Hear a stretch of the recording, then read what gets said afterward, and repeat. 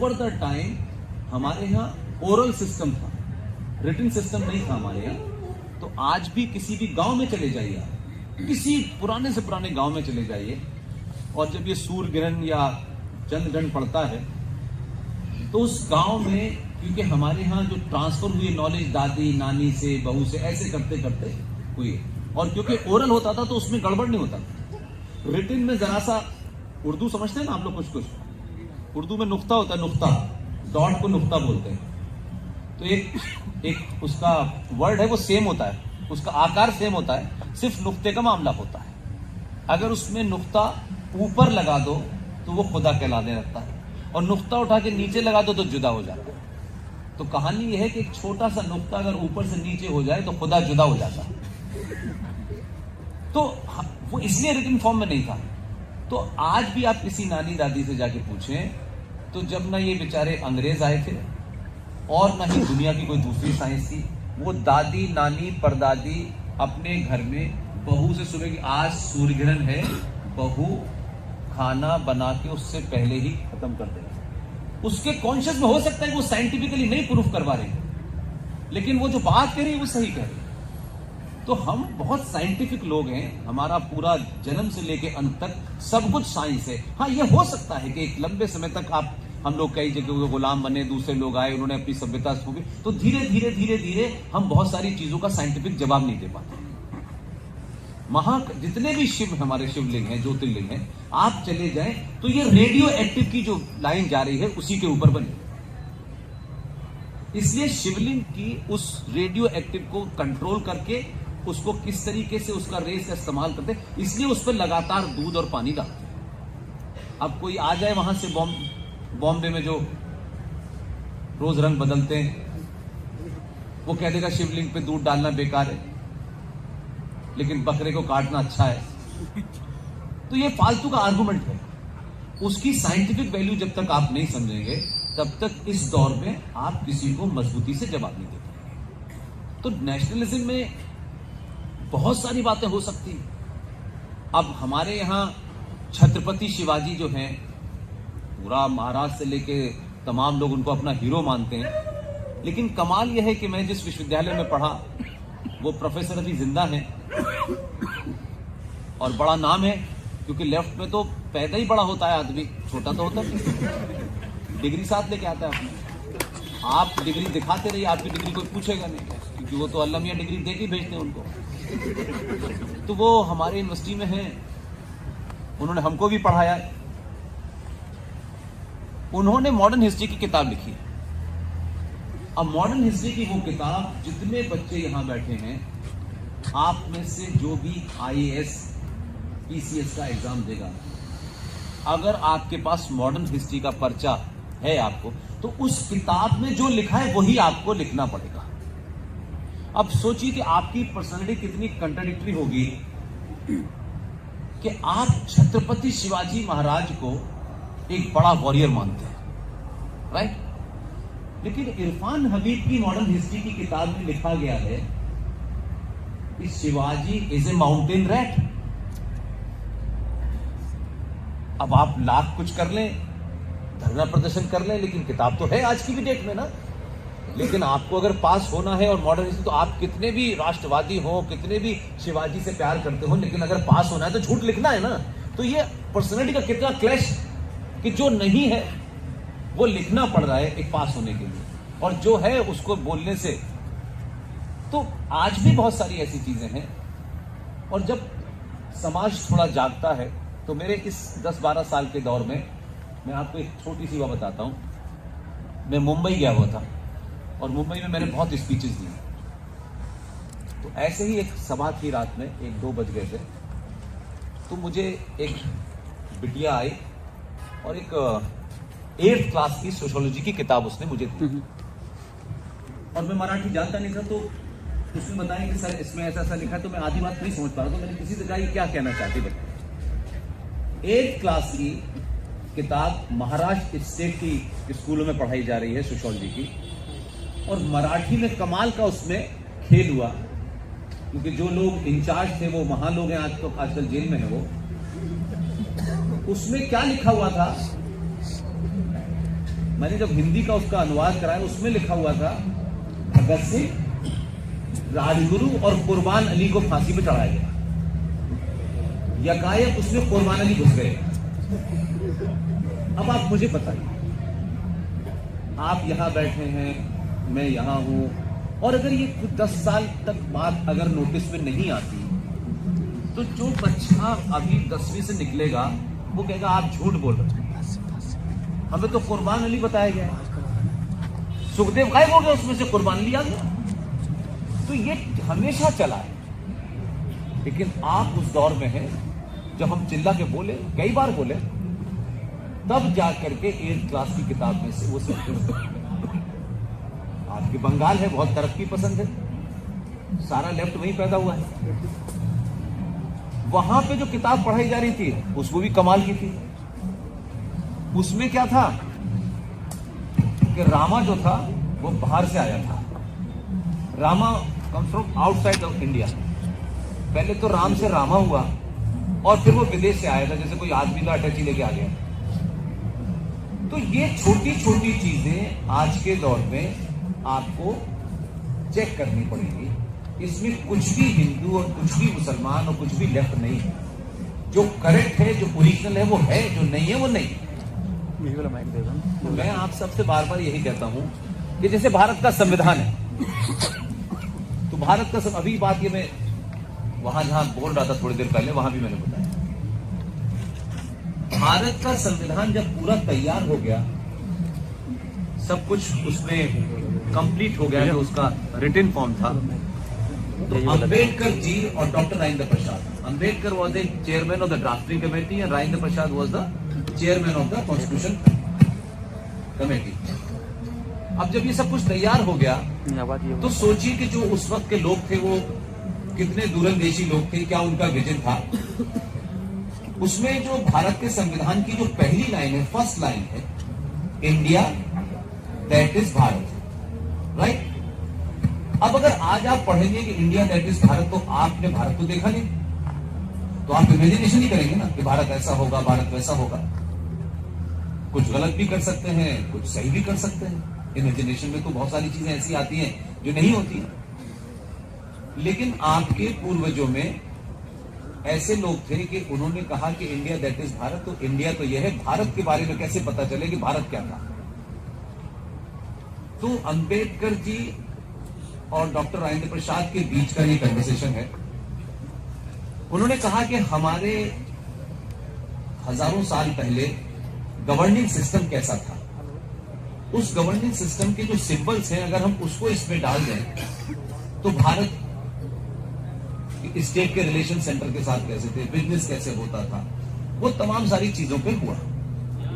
और दो लोगों ने इसे खामोशी से करके कहा कि हम उस वक्त की सभ्यताओं के चित्र इसमें डाल देंगे, तो आने वाली जनरेशन जो है वो इससे कनेक्ट कर लेगी, क्योंकि हमारे कोर्स में तो बताया नहीं जाता। तो उन दोनों लोगों ने मिलकर के बंगाल के शांति निकेतन के अंदर, वहां बहुत बड़ा एक ग्रुप था जो आर्ट वगैरह बनाता था, उसमें नंदलाल बोस को बुला करके ये बात हुई। और नंदलाल बोस के जो सबसे प्रिय शिष्य थे, उनका नाम था राम विभोर सिन्हा, और ये जबलपुर के रहने वाले थे। तो ये हुआ कि उनको संविधान दे दिया गया, और संविधान को पढ़ पढ़ के कि कहां पे क्या क्या हो सकता है, उसमें आप चित्र डाल दीजिए, जिससे लोग कनेक्ट कर लें। हो सकता है आज टेलीविजन आ गया, उन लोगों ने नहीं सोचा होगा ना टेलीविजन आएगा कि नहीं आएगा, तो वो तमाम सारी चीजें उसमें पड़ी। तो भारत के संविधान के पहले पेज पर अब अगर ये ओरिजिनल संविधान में सारी चीजें डाली गई थी, तो फिर किन लोगों के षड्यंत्र से वो पास हो गए, साइन हो गए। वो कॉपी ओरिजिनल लोकसभा के अंदर हीलियम गैस में रखी हुई है, अभी उसकी कुछ फोटो कॉपी भी छपी है, उसकी एक कॉपी हमारे पास भी है। उसमें कुल मिलाकर 22 चित्र लगे हुए। अब संविधान आप खोलेंगे, जहां इंडिया दैट इज भारत लिखा हुआ है, उसके ऊपर नंदी की तस्वीर बनी हुई है। तो उस वक्त के लोग जिनका बीजेपी से, आरएसएस से कोई संबंध नहीं, लेकिन वो एक लॉन्ग टर्म में देख रहे थे कि नेक्स्ट जनरेशन को कैसे बनाएं। उसी संविधान के पेज नंबर 5 पे भगवान राम, सीता और लक्ष्मण की तस्वीर बनी हुई है। उसी में कृष्ण जी की है, उसी में छत्रपति शिवाजी की है, उसी में रानी लक्ष्मीबाई की है, उसी में सुभाष चंद्र बोस की है। तो अब वो सारे के सारे पिक्चर हटा दिए गए, बाद में हटाए गए, उस वक्त सब लगे थे।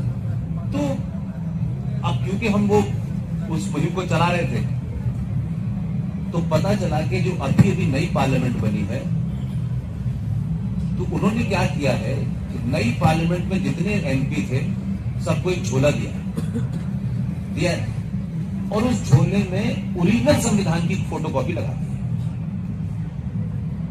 अब उससे बड़ा पेट में दर्द है लोगों के। भाई वो ये कह रहे हैं कि भाई हमारी संसद नहीं बनी है, लेकिन हम वही वाला संविधान देंगे। उस संविधान में न सोशलिज्म है न सेकुलरिज्म है।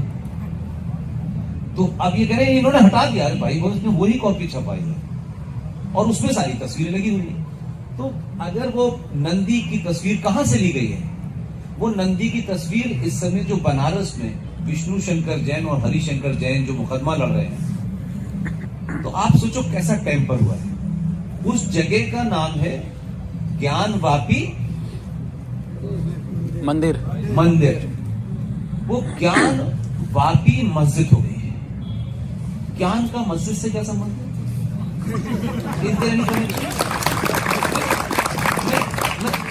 आप उसको ज्ञान, वहां तो कुरान शरीफ पढ़ा जाता है, मंदिर के अंदर ज्ञान बांटा जाता है। हमारे यहां ज्ञान लेने के लिए वो मंदिर जाते थे और शिक्षा लेने के जेएनयू आते हैं। तो शिक्षा तो यूजीसी तय करती है, ज्ञान थोड़ी तय करती है। ज्ञान और शिक्षा में फर्क है भाई। इसने जो आईएएस हो गया, यार क्या नॉलेज है यार उसे, यार बड़ा ज्ञानी वानी नहीं है। 3 घंटे में जो उसने रटा था उसे राइट टाइम पे याद आ गया, उसके पूरे पास हो गया। और आपने जो रटा था उस वक्त आप स्लिप कर गए तो आप कमजोर हो गए। ये नहीं है। शिक्षा एक अलग चीज है। शिक्षा और ज्ञान एक साथ नहीं, ये सब चीजें मिक्स हुई है, इसलिए बहुत सारी प्रॉब्लम्स है। इसलिए हमारे यहाँ मैंने सुना है कि ब्राह्मणवाद के खिलाफ नारा लगता है, ठाकुरवाद के खिलाफ, ये सब लगते हैं ना आपके यहाँ। ये लोगों का एक अपना शगल है, उसे लगाने के बाद उनमें थोड़ा जान आ जाती है। हमारे यहां किसी भी दौर में उठा के देख लें, हमारा समाज और भारत और इसकी सभ्यता को देख लें, यहां कभी भी ये देश जाति प्रधान नहीं रहा। अनादि काल से भारत कर्म प्रधान देश है। अगर आप किस मां के पेट से पैदा हुए हैं ये कोई महत्व नहीं रखता। अगर आपने ज्ञान प्राप्त कर लिया, यूजीसी की शिक्षा नहीं, ज्ञान प्राप्त कर लिया तो आप ब्राह्मण हैं, यही है ना। लेकिन ओवर द टाइम आप 1857 को अगर याद करें, 1857 में किसने गोली चलाई थी? मंगल पांडे ने, बलिया का रहने वाला था। तो मंगल पांडे तो ब्राह्मण था, उसे तो गोली नहीं चलानी चाहिए थी। ये तो छत्री का काम है नहीं। तो उसका कर्म क्या था? जनेऊधारी था, वो एक अलग बात है। लेकिन जब उसने गोली चला के अंग्रेज अफसर को मारा तो उससे बड़ा छत्री कौन हो सकता है? तो 1857 में जो क्रांति हुई उसको कुछ लोग बड़े सेलेक्टिव अंदाज में पढ़ रहे हैं आज की डेट में। 1857 में ब्रिटिशर्स और इंडियन जो यहाँ के क्रांतिकारी थे ये आमने सामने बढ़ गए, राइट। उस क्रांति के बाद में आप देखें कि 1857 से लेकर के 1885 तक अंग्रेजों ने जो भारत की सबसे ताकतवर संस्था थी, ये सिस्टम, उसको कास्ट सिस्टम बोलते हैं, तो एक अजीब नोशन आता है आपके दिमाग में।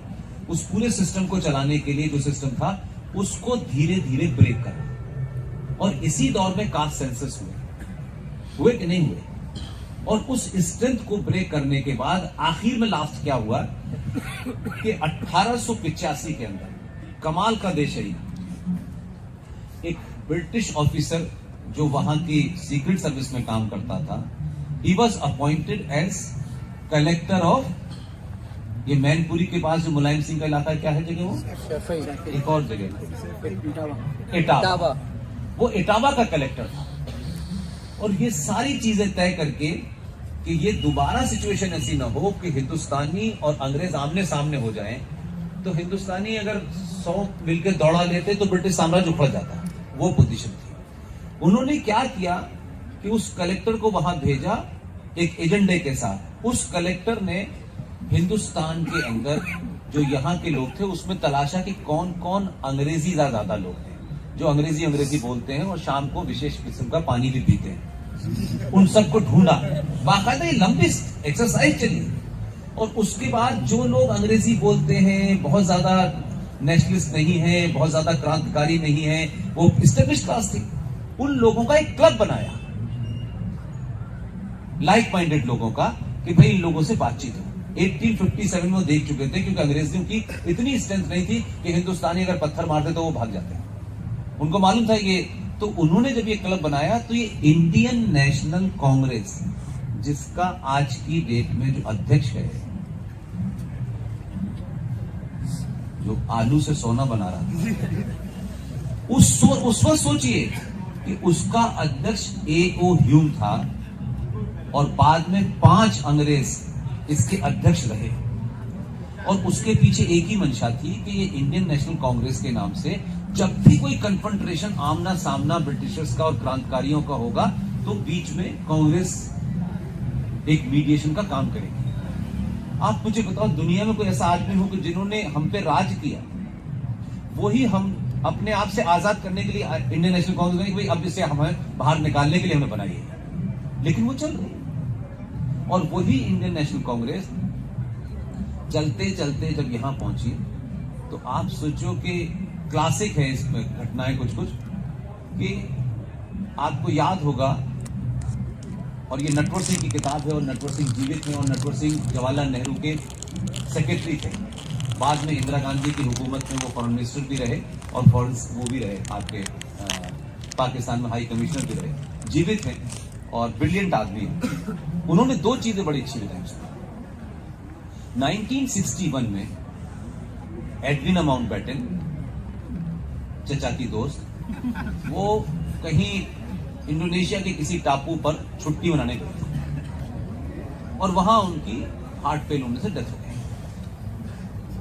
अब ये नटवर सिंह लिख रहे हैं, पेज नंबर 40 पर लिख रहे हैं, ये तीसरा पैरा या दूसरा पैरा, कि जब उनकी डेथ हो गई और ये खबर यहां पहुंची, तो नेहरू जी ने भारत की संसद में शोक प्रस्ताव पारित किया।